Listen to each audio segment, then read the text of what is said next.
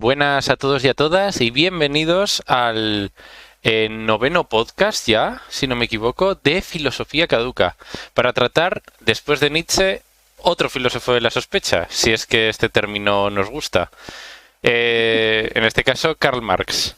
Karl Marx, crítico de filósofo alemán, economista alemán, y muy crítico con lo que viene a ser pues la sociedad de la época y con un poco los valores y la situación del capitalismo de la época, no solo del capitalismo, sino en general de toda la sociedad. Eh, pues para introducir un poco a Karl Marx, vamos a tener hoy a un invitado y una invitada, además de Víctor. Un saludo. Buenas, ¿qué tal?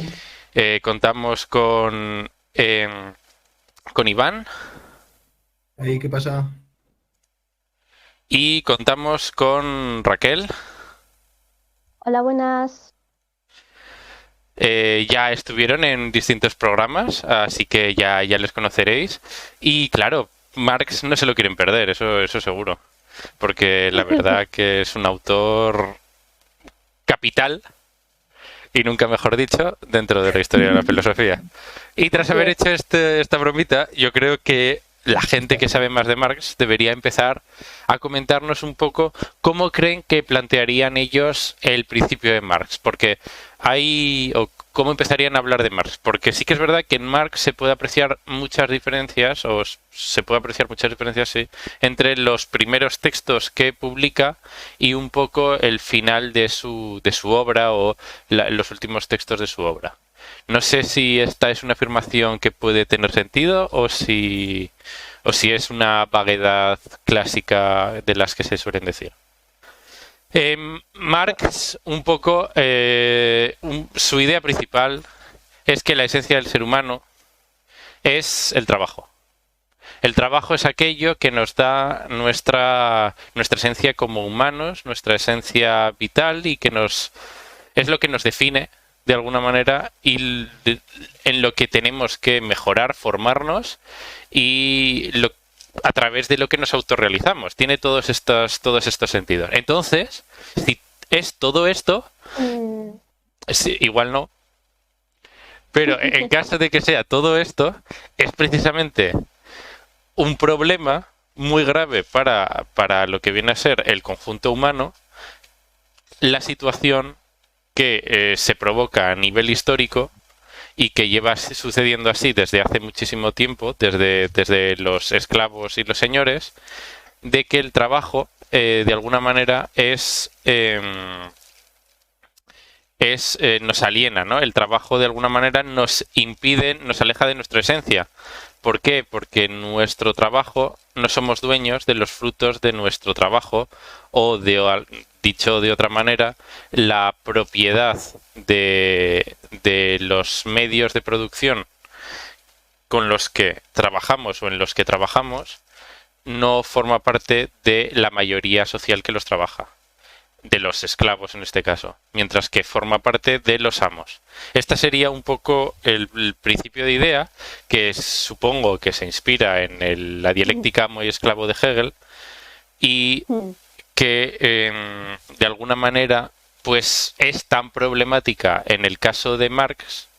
En el caso de Marx, porque al contrario que Hegel, que defendería pues que llegado el momento el esclavo al estar trabajando la materia, ¿no? Como si no me equivoco, sí, al estar trabajando la materia sería realmente el que se relaciona con el mundo y el que está en un trato con el mundo, mientras que el amo se olvida de tratar con el mundo, solamente disfruta mediante un placer, ¿no? Y una intelección que le impide trabajar trabajar el mundo de alguna manera, y al final el esclavo se acaba convirtiendo en la persona culta, en la persona que ha trabajado con las cosas del mundo, mientras que el amo acaba perdiendo su capacidad de amo o su puesto de amo debido a la vagueza que le ha llevado precisamente no tener que trabajar en ningún momento con los entes del mundo. Esta es un poco la lectura de Duque, tampoco tengo muy clara que Hegel la haga exactamente así, pero siguiendo esto, podemos pensar que en Marx de alguna manera esto se lee de una manera distinta, porque el materialismo histórico, aunque sí que ha llevado a cambios de clase, siempre, o cambios de la clase dominante, siempre ha llevado a la existencia de una clase dominante. Y por eso Marx, creemos, o creo yo, mejor dicho, que intentará buscar esta idea de sociedad sin clases en las que, pues, de alguna manera se evite este ciclo de nunca acabar en el que solamente existe pues una explotación del amo al esclavo.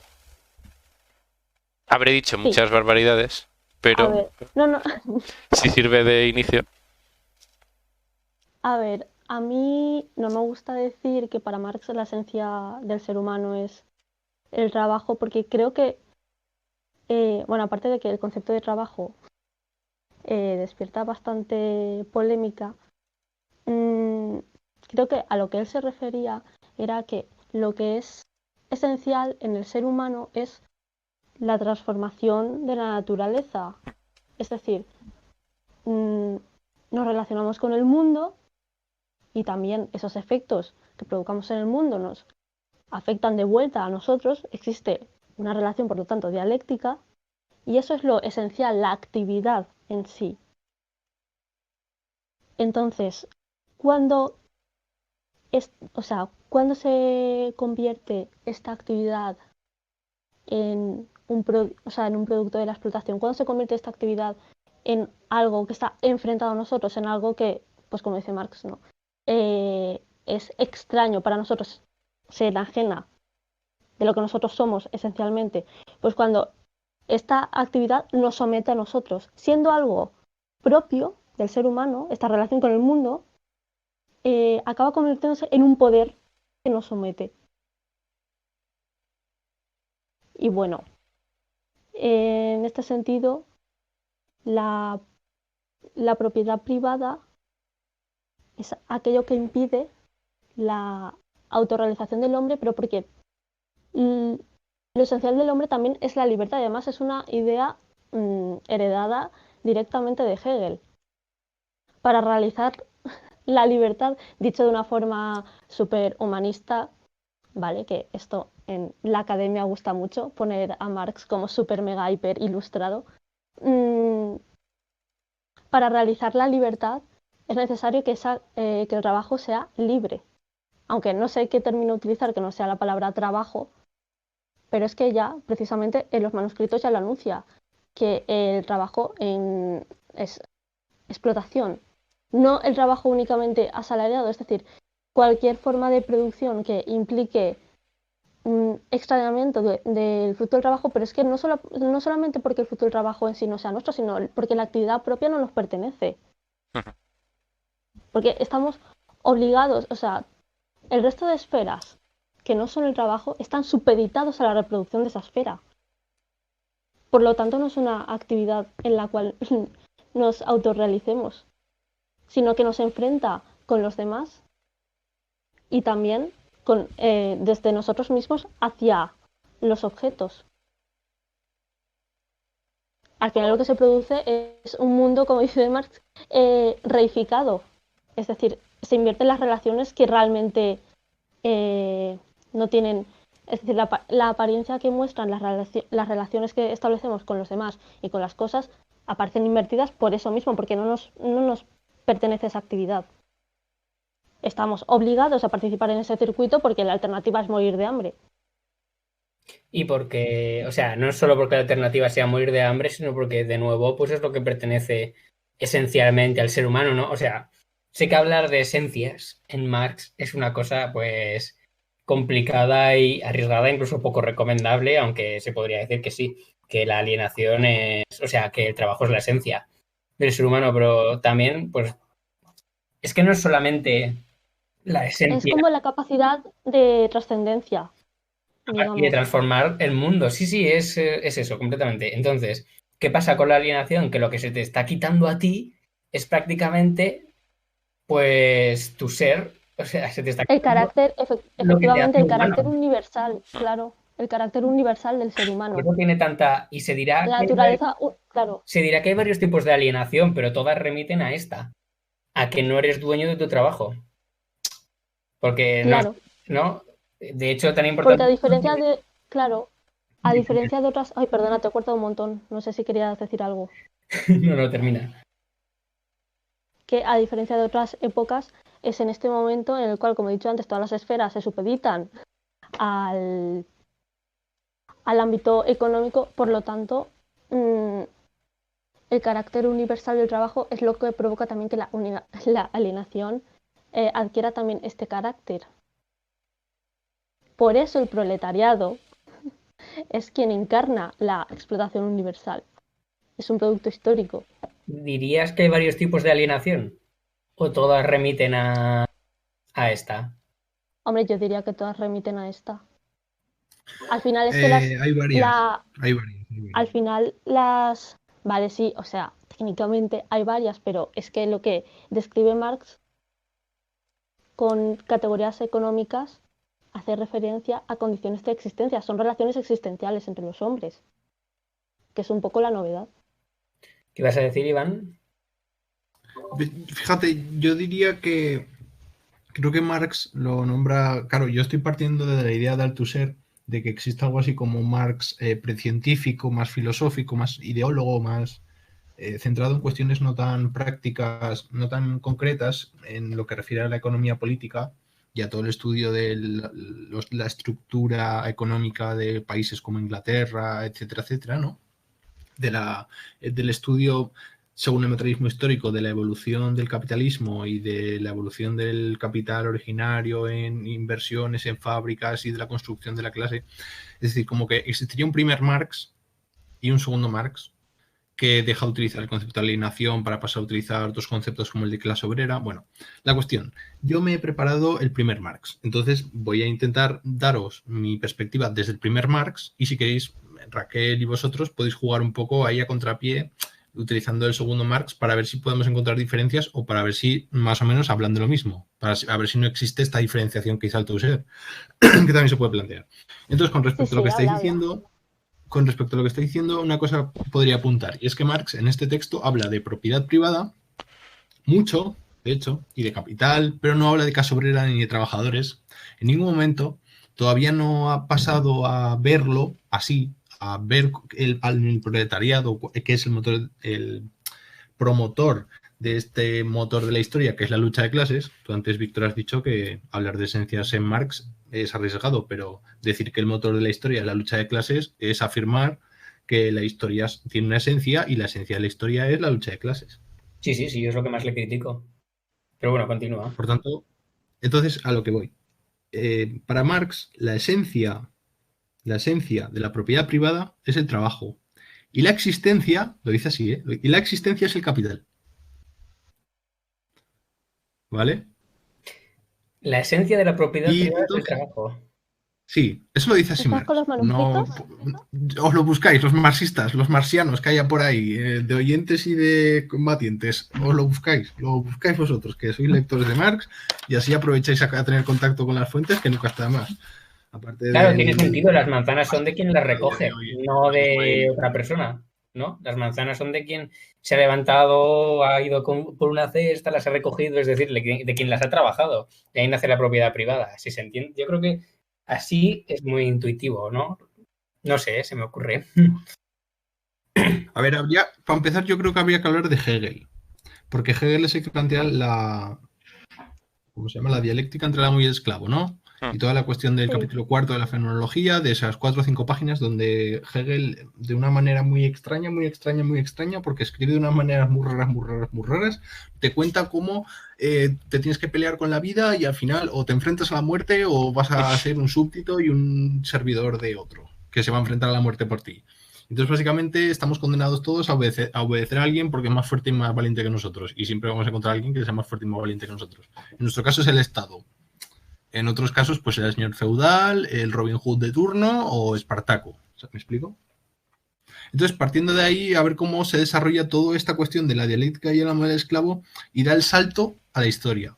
y deja de ser algo individual entre dos hombres o dos formas de comportarse frente a la vida a algo que pertenece a la comunidad y pertenece a la dialéctica entre la lucha de colectivos y no de individuos. Bueno, es que esto es muy raro, la verdad. Leer a Marx entendiendo a Hegel o leer a Hegel entendiendo a Marx son ejercicios muy extraños que dan informaciones muy raras, la verdad. Es más sugerente de leer, por así decirlo, que leer un Marx ortodoxo como lo presenta, yo que sé, un Plejánov o un Engels o cosas así, o presenta los manuales marxistas de toda la vida como el Politzer y demás. Bueno, es que eso... Bueno, y si queréis hablo un poquito ya que estoy de cuestiones más teóricas, que es no tan dialécticas o no tanto de discusiones, que es el trabajo en Marx. ¿Qué es el trabajo en Marx? Bueno, pues el trabajo en Marx es el concepto que recoge, que rescata él de la economía clásica inglesa, de Smith, Ricardo y compañía, pero lo está pasando por el filtro de la filosofía clásica alemana, ¿no? Que lo que llamará Engels la filosofía clásica alemana. El idealismo absoluto de Hegel principalmente, pero luego de la crítica que le hace Feuerbach a Hegel, que es muy importante. Que, bueno, según Liria, Feuerbach era materialista y el propio Marx se hace llamar materialista, insisto, según el propio Liria, Marx se hace llamar materialista contra los materialistas de su época, cosa que yo creo que no tiene ningún sentido. Si quieres ir contra los materialistas de tu época, pues te llamas idealista y te declaras hegeliano y a tomar pascuas. Pero resulta que no, que él hace una cosa súper rara. Bueno, la puedo llegar a contar. Y bueno, siguiendo a Lenin, según su famoso libro Tres fuentes y tres partes integrantes del marxismo, además de la economía clásica inglesa y de la filosofía clásica alemana que está utilizando Marx, había que añadir el liberalismo económico, el liberalismo político francés, que es donde se va a sentar en París estos años y donde va a aprender a lo que es la revolución, lo que es plantar cara al Estado, lo que es plantar cara al poder, con el Bakunin, con el Proudhon, que eran los verdaderos tochos, ¿sabes? Los que estaban ahí partiendo la pana con los obreros y los que, en fin, los que estaban ahí desde un principio y que Marx llegó a reventarles. Que, por cierto, primera afirmación ya polémica que voy a dar para que me caigan palos por todos lados. Marx no es un comunista. Marx es un anarquista camuflado. De socialdemócrata liberal. Ya así lo digo. Voy a ser muy crítico. Esta es mi primera frase ofensiva para todo marxista. Marx no es un comunista ni es un socialista, es un anarquista disfrazado. Y ahora que se defiendan o que lloren o que ladren lo que quieran. ¿Y no será que todo comunista es un anarquista? No, es broma. Disfrazado. Hombre, al final es el mismo, ¿no? Por eso, pero no sé. Que diga la gente ofendida. A ver, vamos a ver. Es que tampoco entiendo mucho el sentido de la frase. ¿Cómo que anarquista camuflado? ¿Por qué? ¿Porque defiende la abolición del Estado? Pues será al revés, será que los anarquistas son comunistas. O sea, para mí comunista es cualquier persona, que pretenda abolir las relaciones económicas capitalistas y con ello el Estado. Pero, ¿tú crees que Marx es republicano? O sea, ¿aboga por el Estado o que es anarquista al final? Porque esto también es un debate. Es decir, ¿Marx realmente confiaba en la utopía del comunismo final? ¿O crees que era una especie de figura retórica para alentar a las masas a que vayan ahí a matarse al campo de batalla por una revolución que al final a lo mejor no era tan paradisíaca como esperábamos? Pero claro, no ibas a venderle que esto iba a ser, en verdad, como estamos ahora, pero un poquito mejor. O... No sé si me explico. Hombre, yo tengo entendido que él precisamente intenta no justificar la necesidad de la realización de la crítica en la realidad material en valores morales. Precisamente a Proudhon lo critica por eso, por moralista. Pero es que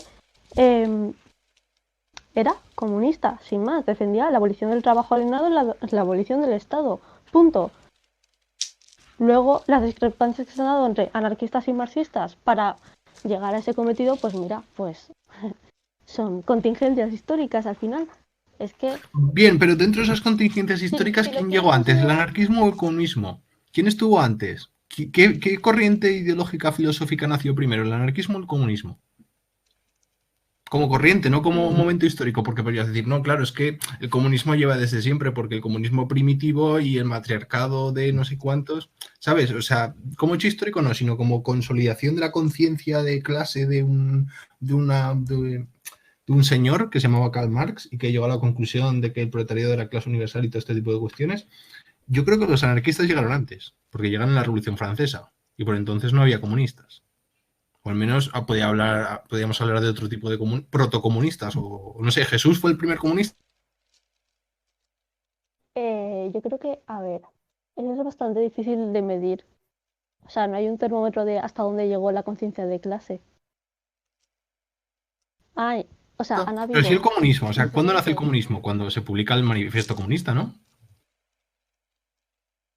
Había socialismo utópico, pero eso era, pues eso, precisamente utopías, que Marx no quería hablar de ese comunismo utópico porque ya estaba hasta las narices. Quería que se matara el oso antes de vender la piel.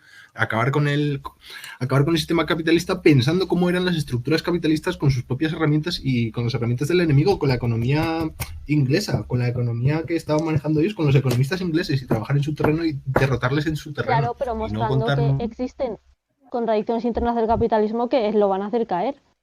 Porque entonces en todo sistema socioeconómico existe la posibilidad de negarlo.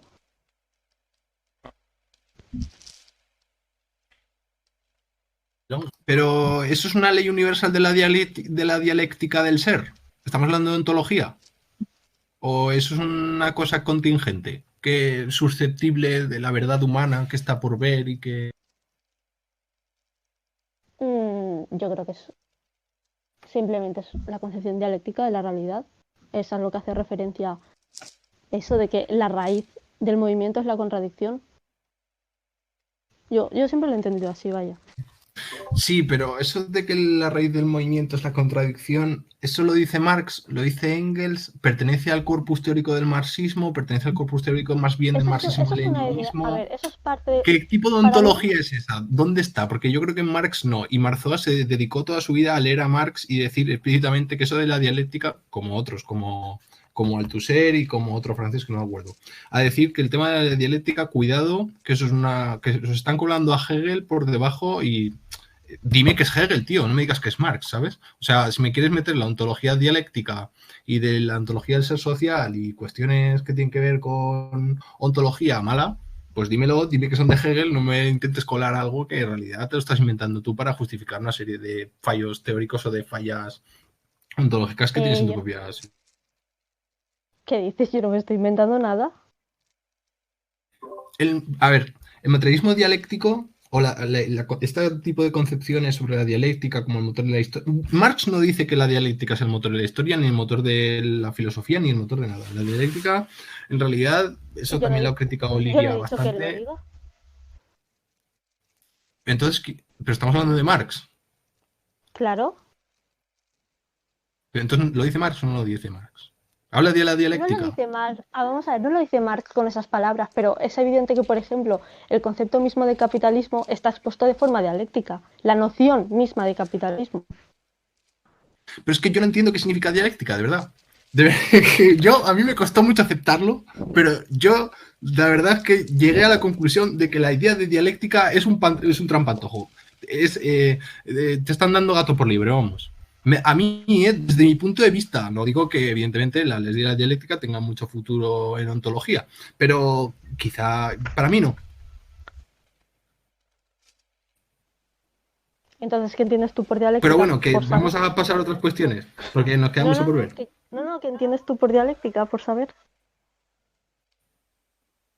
Es que eso es precisamente mi problema, que llega a la conclusión de que la dialéctica la define Engels en la dialéctica de la naturaleza y que básicamente la idea de dialéctica es una especie de... es la sustantivación del principio de no contradicción lógico aplicado a la naturaleza, pero estás haciendo una conexión ontológica entre las leyes de la lógica formal y el mundo como su propia dinámica del acontecer de la percepción, como si tuvieran una conexión directa. Y yo creo que eso es Eso es la dialéctica. contar cuentos. Pues ahora estoy... Pues yo no tenía ni idea, ¿eh? Pues ahora igual No, entiendo lo que es eso la es desde mi dialéctica. punto de vista. Eso es desde mi punto de vista, porque si no, si te pones a hablar de la dialéctica según lo entienden ellos, te metes No, a pero ontologías. la dialéctica es la de muy sencillas. Platón, ¿no? Digo yo. Ahora sí que me has dejado muerto. ¿O no? O- la idea de dialéctica que se utiliza en el Fedón es, creo. No, pero estamos hablando de la dialéctica hegeliana. O sea, Vale. algún tipo de dialéctica, si Marx está comprometido con algún tipo de dialéctica en tanto que ontología, en tanto que explicación de las leyes ontológicas, se referirá a la dialéctica de Hegel, no a la de Platón. Creo. Ya me imagino. Pero que el concepto de dialéctica, más que nada era una broma sobre el concepto de dialéctica, que es un No, desde luego, concepto... desde luego. ¿Y tú crees que lo Es que la dice dialéctica en Engels Hegel. ahí Bueno, es la dialéctica en ya Hegel? llegaremos. Claro, porque la dialéctica en Hegel Ya está llegaremos en la con lo de lógica. Hegel, La dialéctica de Hegel está en la lógica. En los dos tomos de la lógica, pero ¿alguien Pues es a lo entiende que algo voy, de que- eso? No sé, yo no. Es a lo que voy. Yo rastreo desde ahí, insisto, mi investigación, que puede ser más buena o más mala, seguramente más mala, seguro que hay investigaciones más profundas, de dónde puede venir esta idea de la dialéctica entendida como la ontología del marxismo-leninismo, pensamiento que le dé la... A ver, desde luego yo como fan de Liria y de Marzoa estoy totalmente en contra de la dialéctica, ¿no? Pero y como heideggeriano, pero no creo que decir que Marx no es dialéctico tampoco, no tiene un pensamiento dialéctico tampoco sé si es verdad eso. Yo te puedo decir que Heidegger Pero no tiene un pensamiento dialéctico. ¿Pero qué entendemos pues por dialéctica? ¿La oposición analítica, quizá? Pues no lo sé. Por favor, Raquel, ilumínanos. Simplemente- Cuéntanos qué es la dialéctica. Mira, a ver, yo simplemente he entendido que la dialéctica, bueno, yo a lo largo de estos años, leyendo a Marx, simplemente, yo siempre he tenido el concepto de que su visión dialéctica de la realidad contemplaba el movimiento de la historia como un proceso, evidentemente, en el que se van resolviendo contradicciones, porque en la realidad material existen antagonismos. Pero vamos a ver, Raquel, entiendo Vamos a ver. perfectamente. Si le... La Acaba, negatividad, perdona. el hecho de que la negatividad sea inherente a la realidad es algo que ve Marx y es algo que ve Hegel. Lo que pasa es que lo ven de forma bueno, diferente. Es el núcleo teórico que luego hereda Marx.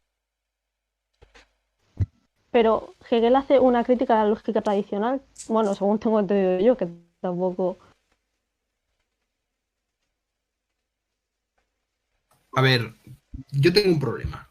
Y es que hablar de dialéctica de la realidad implica hacer unos compromisos ontológicos muy serios que creo que Marx no defiende nunca. O sea, porque Marx habla de la historia y la historia no es la realidad. La historia es un campo de estudio de la realidad, del que os ocupa la historiografía o la historia o como se llame, ¿sabes? Es un campo de conocimiento, es una categoría si se quiere. Pero cuando tú hablas de realidad y decir que toda la realidad y que el ser es dialéctico, ahí te estás metiendo en unos compromisos que a mí, yo creo que Marx no firmaría, para empezar, y luego segundo que creo que es un cuento que nos están intentando colar a saber por qué y no quiero saber por qué. Vale, ¿y qué compromisos son esos?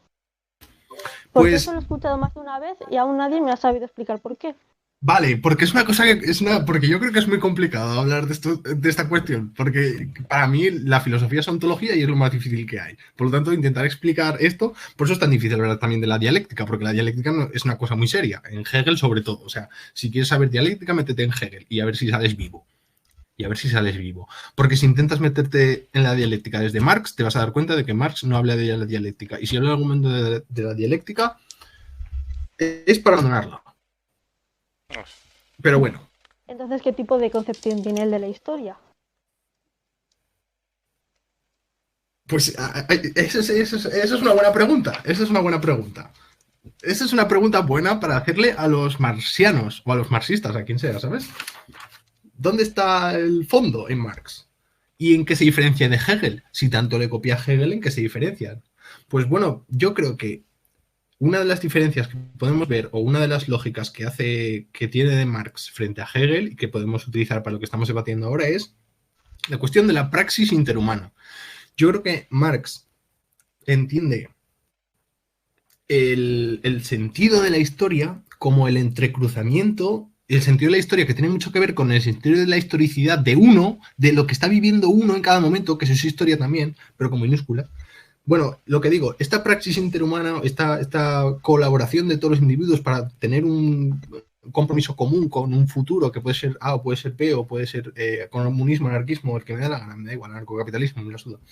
Es el entrecruzamiento de las acciones mediante las que el hombre, mediante nosotros, los hombres, todos, humanos, como queráis llamar, organizamos las relaciones sociales con la naturaleza, con otras personas y con nosotros mismos, sobre todo. O sea, hay una relación triádica. Sin embargo, Hegel superdita esta primacía ontológica al saber absoluto, ¿no? A la idea de sistema, a la idea de totalidad, y es al final el filósofo el que piensa la identidad de la historia, del pensamiento en general, de una manera compendida, terminada, muerta. Porque al final Hegel es una persona que te está viendo un sistema que está muerto. Por eso funciona tan bien y por eso está todo conectado con todo, porque todo está muerto. Como todo está muerto y todos son conceptos, porque no puedes salir del mundo de los conceptos, porque no puedes ir nunca a la realidad sensible, porque eso son apariencias. Pues, al fin, yo en ese sentido, no sé si lo veis lo mismo que yo, si me he explicado bien, si habéis entendido algo o esto es una majadería completa, que también puede ser, como lo dejé. Y por volver un poco a lo que decías, que no has respondido, ¿no? ¿Cuáles serían las implicaciones de la dialéctica aplicada no solo a la historia, que no son deseables o que no crees que Marx tenga? Porque se está olvidando cuál es el sentido. ¿Cuál es el sentido? Al final nosotros hacemos la historia. No es que existan una serie de contradicciones y que nos determinen por completo, sino que cada cual tiene que tomar sus propias decisiones y comprometerse con sus propias decisiones. Y aquí no hay dialéctica. Vale. Dialéctica habrá con otro que con un tercero, pero no. Vale, tú Vamos, yo dices, no- claro, vale, ya entiendo por dónde vas, ¿no? Un poco la idea esta de que en verdad, dentro de la historia, de alguna manera, la historia moral del mundo, hay muchas más cosas que relaciones de alguna manera que no tienen nada que ver con el ser humano, ¿no? Que no es simplemente una oposición de ideas. Si es que eso me he enterado. Sí. Bueno, que no lo sé lo que quería decir. A saber, que cada uno saque sus propias conclusiones. Que yo tampoco sé lo que quiero decir. Bueno, yo creo que sobre todo lo que quería hacer Iván era un poco quitarle el peso al determinismo que hay en Marx, ¿no? Y darle más importancia a los individuos. Pero bueno, yo qué sé, yo creo que de todas Que formas... Marx le da importancia a los individuos. ¿Cómo? Que Marx le da importancia a los individuos. Sí, yo solamente estoy traduciendo lo que creo que decía Iván, no estoy diciendo lo que sea que dijese Marx. No niego que le dé importancia a los individuos. Vamos, es que si no, ya apaga y vámonos. Vale. Bueno, pues esto es todo más o menos lo que se puede decir sobre la historia en Marx, porque es que si no, no acabamos. Así que vamos ahora a seguir, porque, bueno, hay que ser un poco manualístico a veces. Hay que seguir... Vale, ahora yo... A ver, ya no tanto dentro de lo que es la historia, el motor de la historia, la dialéctica y los compromisos ontológicos que tiene Marx con el ser y el deber ser, y con la dialéctica, yo creo que sería interesante entrar en cómo divide la sociedad, ¿no? Esta especie como de división que siempre se hace de, pues bueno, la superestructura y la infraestructura, ¿no? Ya, es que a ver, con Marx a veces está esta especie como de... Claro, existe siempre ese problema. Yo yo siempre diré que a la hora de estudiar a Marx existe el mismo problema que existe para estudiar a Heidegger, que es que los manuales empañan completamente lo que se supone que hay que decir sobre estos autores. Entonces, Eso es verdad. Marx lo tiene peor en este sentido. Sí, pero ¿Cómo? de Heidegger manuales hay pocos, ¿eh? De Heidegger manuales hay Sí, pocos. bueno, Que de ahora Marx lo tiene mucho peor. La tradición histórica y todo que tiene, madre mía, son... pero bueno, entonces sí, claro, todos estos conceptos, que en realidad son conceptos muy problemáticos, de lo que hemos estado hablando, ¿no? Que son además muy vagos, como lucha de clases, dialéctica, infraestructura, superestructura, pues bueno, todas estas cosas. Pero es que si no se habla así, en realidad, bueno, no sé, si queréis, lo que sí puede ser un ejercicio interesante es que digáis en qué sentido es equivocado hablar de Marx en estos términos y la forma, una forma pues más correcta de hacerlo sin recurrir a a un Marx tan manualístico, si queréis y os veis capaces.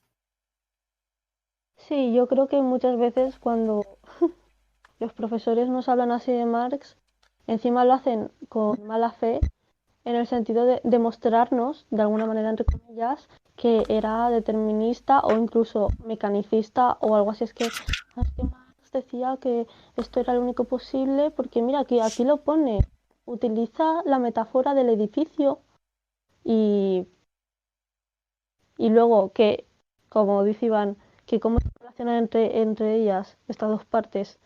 Ay, pues mediante la dialéctica, y se quedan tan tranquilos y un montón de profesores universitarios hacen eso. Y es que yo estoy convencida de que ellos saben perfectamente que no es así. O sea, yo creo que una forma más adecuada es mmm, simplemente pues, señalar que Marx, evidentemente, sí que establece un tipo de relación entre mmm, las formas en las que se expresa la razón, digamos, dentro del arte, la religión, la filosofía, ese tipo de movimientos con las condiciones materiales determinadas, claro, por cada época histórica. Pero eso no quiere decir que, que estén que esas esferas, que para Hegel eran el patrimonio del espíritu absoluto, que eso esté encorsetado por unas condiciones materiales y que están completamente determinadas, sino que existe una relación creativa. Es decir, existen ciertas relaciones socioeconómicas de las cuales brota un tipo de conciencia. Y esa conciencia se refleja en las esferas culturales. Que la forma en la que te lo presentan no es así. O sea, la forma en la que te lo presentan es para explicarte que Marx hace una especie de pronóstico de que la secuencia más lógica es socialismo y que va a pasar esto y va a Lo que hay pasar que tener en esto. cuenta, perdona que te interrumpa, Raquel. Bueno, lo que hay que tener en cuenta es que, claro, y aquí es donde están unidas. Por eso se dice la gesta de que es un filósofo de la sospecha. Porque aunque exista esa relación obvia entre la lógica productiva y, y lo que sucede en la superestructura, se supone que está oculta. Claro, si no eres marxista, no eres lo suficientemente listo como para verla, pero dirían, pero sí que existe. O sea, está determinada y lo difícil es encontrarlo. Por eso da la sensación de que son compartimentos estancos, pero evidentemente no lo son. Claro, precisamente por eso Marx critica esa tendencia siempre dominante a hacer pasar ciertos conceptos como parte de lo que debe ser el interés común. Es decir, él se ha dado cuenta de que en su época no se teorizaba sobre, o sea, no se teorizaba sobre el honor, sobre la lealtad, sobre la nobleza, sobre qué se teorizaba, sino sobre la razón, la justicia. Pues claro, Y por son eso valores de no la burguesía. olvidemos El las derecho leyes. Bueno, sí, son valores, termina.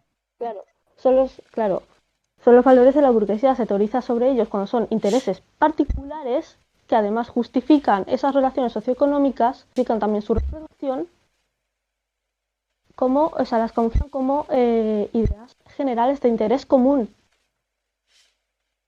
Y realmente la sociedad se encuentra desgastada. Sí, es una es una mentira, pero es superestructura no solo la religión y la cultura, es que son también las leyes. Claro, el derecho El derecho precisamente está hecho para que parezca que protege, bueno, de hecho está hecho para que parezca que nos protege a todos, pero solamente protege a unos pocos que son los que lo han diseñado. Claro, dirán, ¿no? Esta es la idea.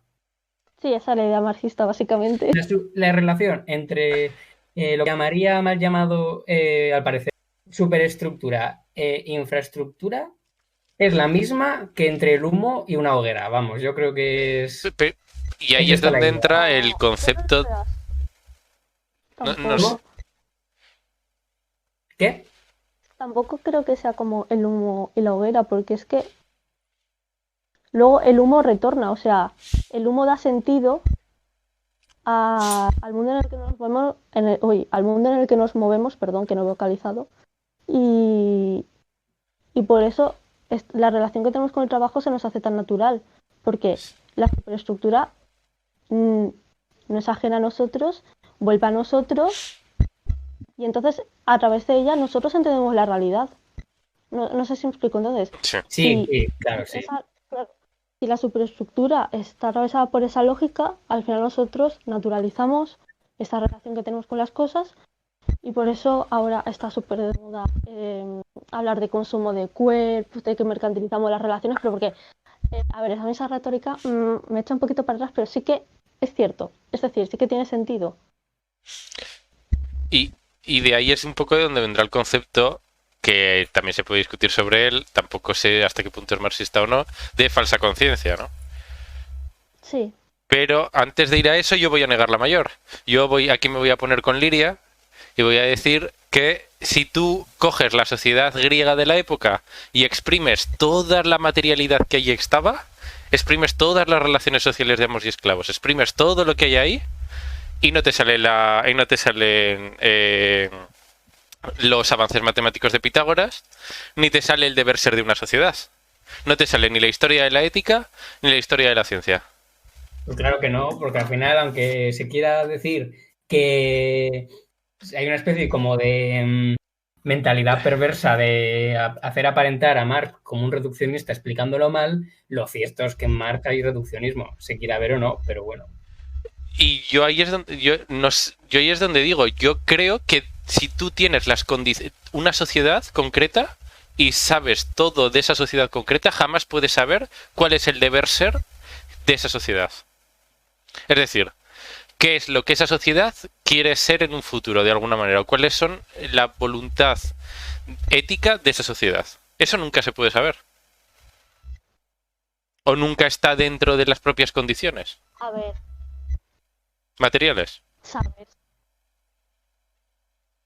Yo creo que algo que en lo que todo el mundo está de acuerdo es que como que el ser humano ha luchado por la libertad. Es decir, es que no es una idea que se le ocurra a Marx ni tampoco a Hegel. Es que la idea de que, por decirlo con rasgos muy generales, la idea de que el conflicto ha generado la historia, la competitividad entre los hombres, es una idea muy extendida en muchos filósofos. No, pero si yo no estoy negando eso. Yo estoy negando que las condiciones materiales de una sociedad nos puedan decir de cuál es el deber ser de esa sociedad. Hombre, el deber ser, ¿sabes cuál es mirando la historia? O sea, no es algo universal querer la libertad para el sujeto, querer realmente un tipo de relaciones socioeconómicas en el que sí que nos realicemos como lo que somos, como seres libres, que no estamos supeditados a una actividad. Oye, pero ha habido deberes seres en sociedades históricas que lo que querían, por ejemplo, era un retroceso, sí entendido en esos conceptos, ¿no? Ha habido deberes ser de algunas sociedades que ha sido la vuelta al absolutismo después de la Revolución Francesa. Me refiero que si tú tienes las condiciones materiales de una sociedad, no sabes exactamente cuál es la voluntad de esa sociedad como tal para un futuro. Y desde luego, y esto con la ciencia yo creo que queda más claro, aunque tengas... no tienes los mismos teoremas científicos. Pero es que no entiendo qué tienen que ver los teoremas científicos. Sí, O sea, bueno, me lo que gustaría está, o intervenir sea, una cosa porque en la historia Hmm. es la historia de la revolución. O sea, eso no quiere decir que haya habido o sea, una serie de revueltas constantes. O sea, lucha de clases no quiere decir que constantemente haya habido motines y revueltas constantemente. O No, no, sea, pero no, si eso no lo digo simplemente yo tampoco. No, no, no, si eso no lo digo yo. pues No, es no. que es que creo que Marx tampoco se refiere a un deber ser como se han referido otros filósofos. No, claro, claro, no, sí, estos Está son mis hablando términos de para criticar a Marx. Yo no estoy hablando de Marx. Vale, vale, es que estoy pensando en algunos términos para referirme a tu crítica. De alguna manera, Mm, yo digo que la historia de la ética no tiene que ser siempre un progreso. eso es lo que quería comentar, ¿no? Y la historia de Porque la ciencia pero progresa la igual. Marx también, historia, vamos hacia pero una ojo que Marx también o advierte de volvemos eso, hacia que no vale solamente con con la abolición de la propiedad privada, sino que se tiene que tener en cuenta que no se ha de caer de nuevo en una especie de construcción de una abstracción que se enfrenta a los individuos, es decir, no crear otro Estado. Claro, claro, claro. Pero de alguna manera sí que hay siempre un progreso dentro de Marx, histórico. Pero en la historia ética no hay un progreso. No es necesariamente una historia de progreso. Por eso a Marx se la suda un poco la ética. O sea, quiero Claro, pero decir, entonces la ética no responde a lo material. O lo material no responde a claro, la dialéctica. a ver, Bien yo jugado, creo ¿eh? que, Claro. bueno, a ver, yo diría que para comenzar como que Marx rechaza justificar la revolución en términos éticos precisamente por esto, porque no se trata de un deber ser mm, particular. Lo voy a hacer con tus términos, ¿vale? Hmm.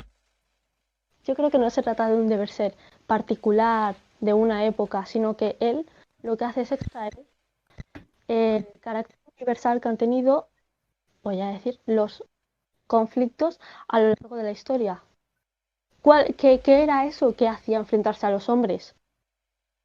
Pues esa desigualdad en la que han vivido, esa lucha, si se quiere decir así, por la supervivencia. Esa tensión no solamente entre los individuos, entre las familias, entre los países.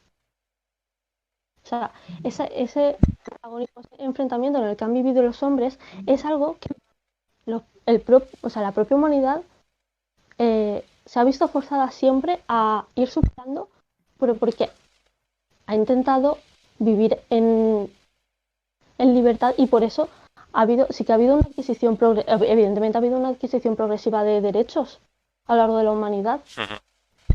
Es algo, yo creo que incluso es algo natural, natural porque, no sé, es que claro, aquí igual me meto en términos antropológicos o incluso biológicos extraños de los que yo no tengo ni idea, pero yo creo que es algo natural querer convivir y para ello crear un tipo de sistema que en el cual nos podemos sentir libres y realizarnos tal y como somos en cuanto a ser social. Ya.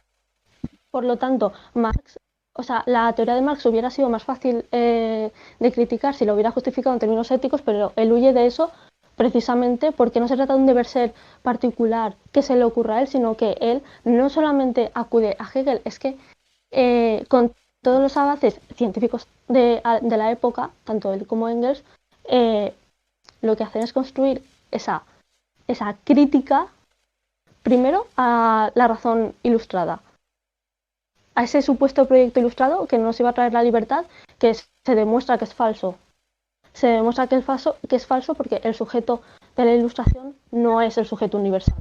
Es una abstracción que se enfrenta a los individuos que realmente sí que sufren en sus carnes la explotación universal, producto de toda una historia. Una historia en la que estos individuos se han ido enfrentando entre ellos porque se han visto obligados a enfrentarse, o sea, se han visto obligados a enfrentarse para realizarse. O sea, no es un deber ser que a él se le ocurra porque los traiga de una consecuencia lógica, sino,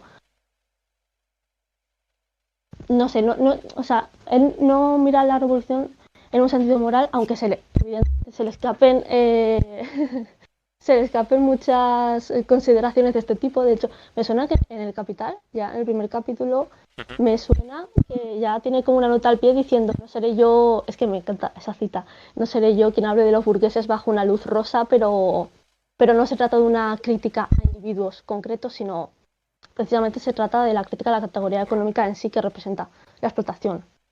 No a una suma de individuos de hay 4.200.000 de burgueses y los vamos a matar a todos. O sea, no se trata de eso. Se trata de la crítica a una razón, a una fuerza histórica que abre las puertas a su propia negación. O sea, lo que quiere Marx es, o sea, lo que pide, lo que demuestra es que se puede y se debe abolir el proletariado como categoría económica porque representa la explotación universal. Y dirás, ¿por qué ese deber ser? Pues porque es el resultado de toda la historia. Es que tampoco se puede debatir, claro, ¿y cómo se llega a eso? ¿Y cómo se abole la propiedad privada? ¿Y cómo se abole el Estado? Porque nunca hemos llegado a ver eso. Bueno, pues esa es supuestamente la tarea de los comunistas del futuro, pero que no es un deber ser particular. O sea, él no lo quiere justificar con valores morales porque los valores morales no es que no tengan que ver con lo material, claro que tienen que ver con lo material. Pero es que los valores morales corren el peligro de estar sujetos a un interés particular. Y no se trata, y Marx no está hablando de un interés particular suyo ni de su clase. Está hablando del interés general, de un carácter universal que se ha visto no solamente en Hegel, sino, como ya he dicho, en muchos filósofos, y no solamente en filósofos. Es que yo creo que la historia es bastante evidente hacia dónde nos ha querido llevar. O sea, por ejemplo, Kant, Víctor, ¿cómo se llama el texto este? El de ideas clave para una sociedad cosmopolita. Sí, es ese. Pero hombre, a ver, ¿quién le hace caso a Kant en ese texto? O sea, no es tanto donde la historia nos ha querido llevar como lo que siempre se ha dicho que queríamos llegar. Él dice, es un principio heurístico, no dice la naturaleza realmente tiene un plan para nosotros para llevarnos a la salvación. No, o sea, él dice... Bueno, en ese texto... A ver, bueno, Marx no lo sé. Pero él, o sea, yo es porque lo que quiero hacer es que, o sea, escribe El Capital es desenmascarar ciertas contradicciones del capitalismo que muestran la posibilidad de su negación. Ahí está la dialéctica, ¿no? Para mí, sí. Ahí se ve clara la dialéctica, en la negación sobre sí mismo del sistema de producción capitalista. Claro, y la posibilidad de su negación que se encuentra en ella misma, pero porque está construido... Pero porque en sí misma están ya las condiciones de su negación, porque es que más dialéctico que eso no hay nada. Que antes estabais debatiendo tanto sobre el tema, pues claro que se va a acabar negando en algún momento, pues como todas las cosas que tienen identidad. Pero bueno, sí, continúa. Nada, creo que ya estaba entrando en bucle, pero es que...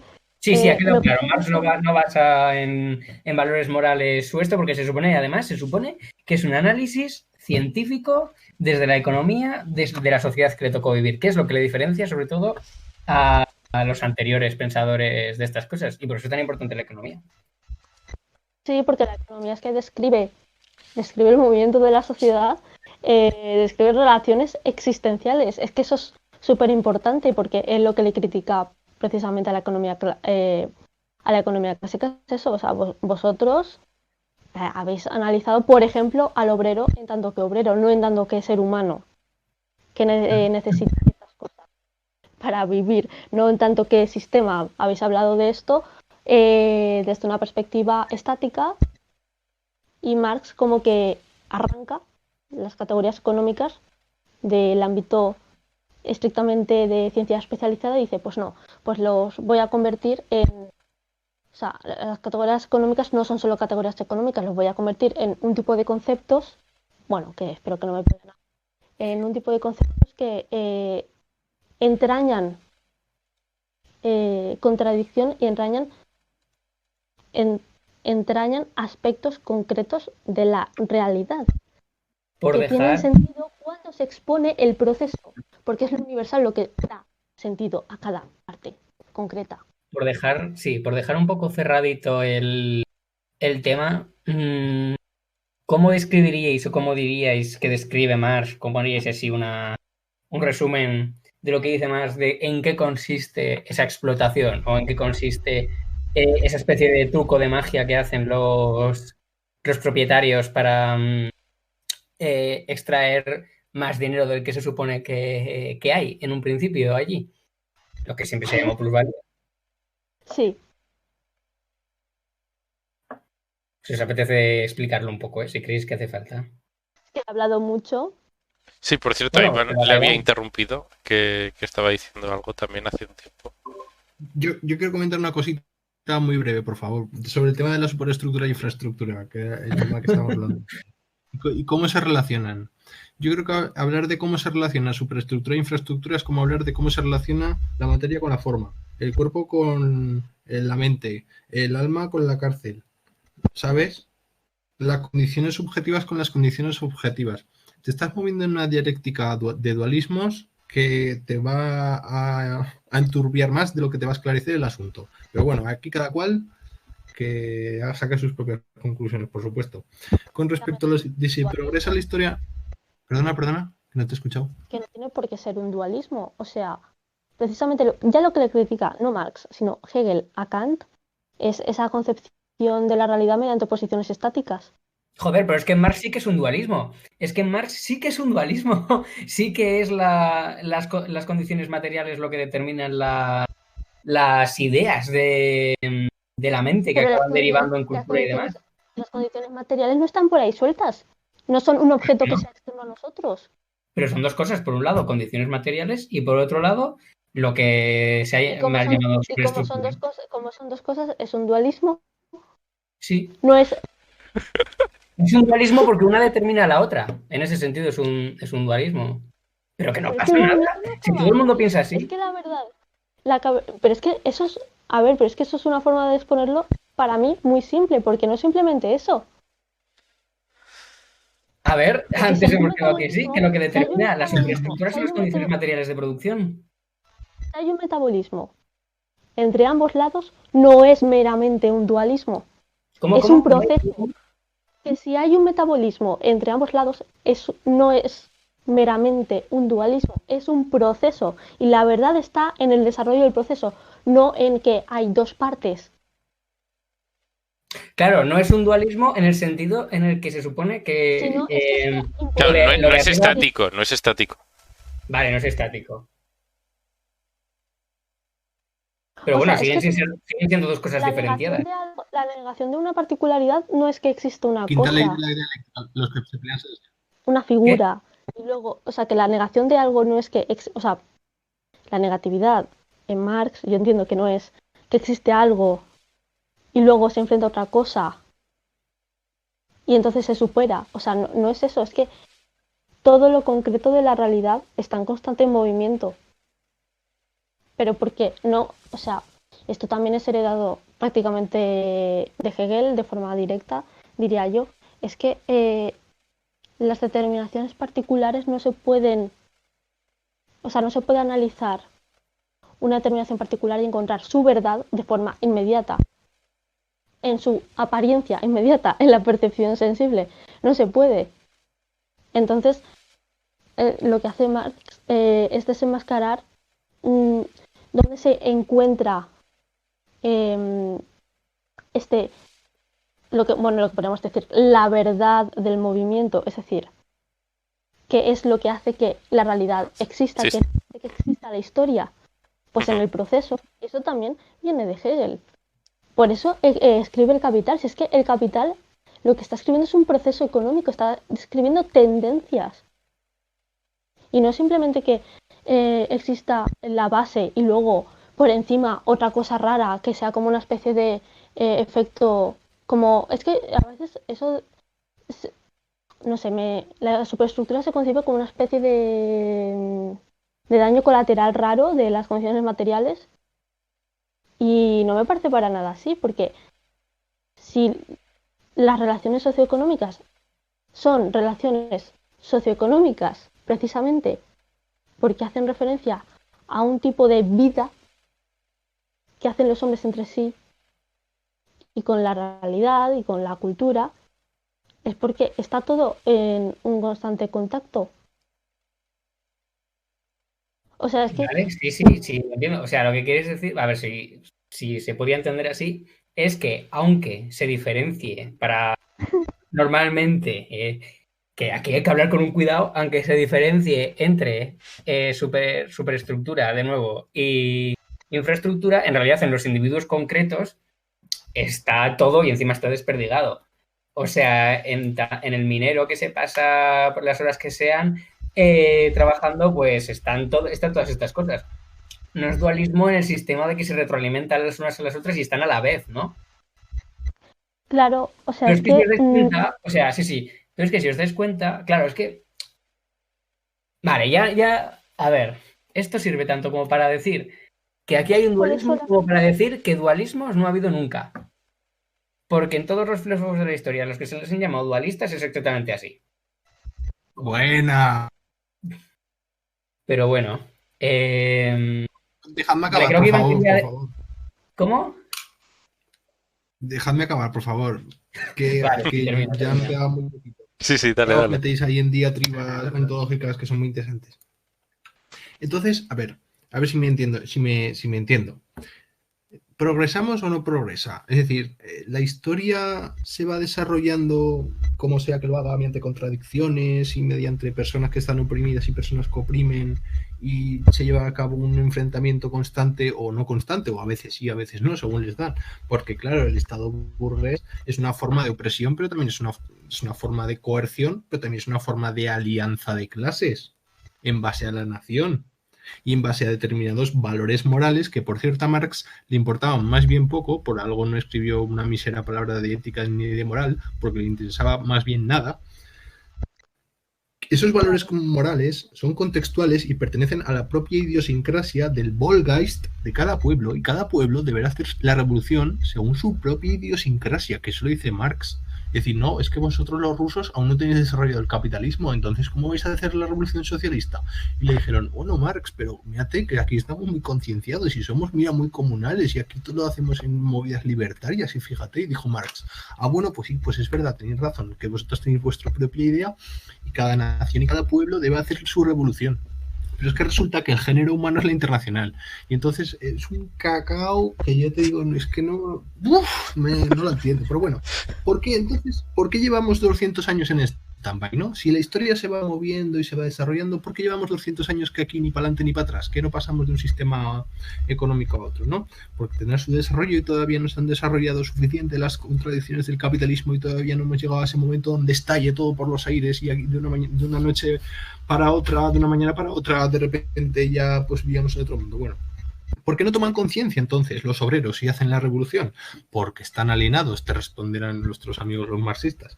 Y es que, claro, la alienación, que curiosamente la alienación ideológica no es ninguna de las alienaciones de las que describe Marx, porque Marx habla de enajenación, de alienación de las cosas, del trabajo, de la estructura económica y de la esencia misma del humano, que es el ser genérico, y que es el ser social, básicamente, la idea de que la esencia humana es el conjunto de todas las relaciones sociales, eso se pierde por completo. Eso queda, o sea, eso se inventó los de la Escuela de Frankfurt. Lo de la alienación para justificar que el capitalismo te venda a Rosa Quintana, Telecirco, A3 Media y todas estas vainas para tener a la gente entretenida y que sean buenos súbditos y que vivan bien siendo siervos y siendo esclavos y trabajando de 10 a 12 sin parar como unos locos, la culpa es de los medios de comunicación y de las redes sociales. Puede ser, puede que sea el opio del pueblo, no seré yo quien lo niegue, es decir, la dosis de dopamina que generan todo este tipo de redes sociales en la población al final hace que no se aldee la huilla y todo esto se explote por los aires, porque la cosa va a explotar por los aires. En cuanto en lo que se refiere a condiciones objetivas de la opresión, en lo que se refiere a condiciones subjetivas, es que cada uno está en su mundo y en su planeta y le importa 3 cojones lo que le pasa al vecino. Así lo digo. Entonces el caso es que yo creo que el marxismo sigue inmerso en la jerga de la subjetividad, tiene que desembarazarse del hegelianismo, no sé quién lo hará, no sé si lo han hecho, no sé ni siquiera si se lo han planteado, pero bueno, el marxismo no es un materialismo vulgar, no es un mecanicismo al uso, porque comprende la existencia de lo inmaterial, de lo subjetivo y le da un valor principal en la propia comprensión del mundo. Por eso habla de superestructura. lo intento salvar yo así, de alguna manera. Creo que no me dejo nada. Ah, bueno, sí. También una última cosa ya. Es muy interesante ver cómo el desarrollo de la modernidad y de la ilustración y de los valores que tiene del Estado, de las ideas estas de Estado de Derecho, la laicización del Estado, romper con el Estado religioso y todo esto, está muy relacionado con el desarrollo del sistema económico capitalista. Y eso sí que lo supe ver muy bien Marx, cómo se relaciona el desarrollo de la modernidad ideológicamente y filosóficamente hablamos con el desarrollo del mercado, de las mercancías, de la producción capitalista y de todas estas cuestiones de las que hay que hablar.